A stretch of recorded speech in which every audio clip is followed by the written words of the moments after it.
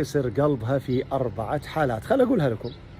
الحالة الأولى بالنسبة للرجل إذا ماتت أمه. الحالة الثانية في حالة الخيانة الزوجية. الحالة الثالثة لو خسر في مشروعه أو في تجارته.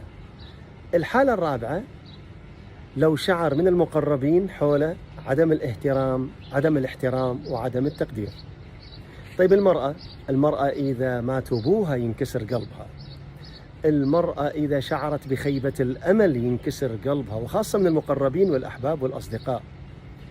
المرأة إذا كان في إهمال من زوجها أو عدم احترام أو عدم تقدير ينكسر قلبها. المرأة ينكسر قلبها إذا ما شعرت من حولها في تجاهها حب أو عاطفة. لكن السؤال، هل في شخص ضد الكسر سواء كان رجل ولا مرأة؟ لا لا لا، الله عز وجل خلقنا من عاطفة ومن منطق، من عقل، خلقنا من جسد ومن روح. ما في شخص في العالم ضد الكسر، الجميع قابل للكسر. ولذلك احنا لازم نعرف كيف نتعامل مع مشاعر الآخرين، مع عواطف الآخرين، وبالتالي لازم نعرف كيف نتعامل مع مشاعرنا في الداخل.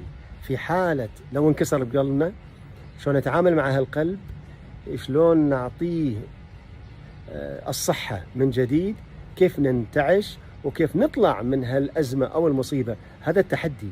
ولا كل إنسان في العالم يمر في ظرف من الظروف ينكسر قلبه، لكن كيف أنا أتعامل مع قلبي وأستعين بالله عز وجل وأتقوى إلى أن أتجاوز كسرة القلب، وبعدين رب العالمين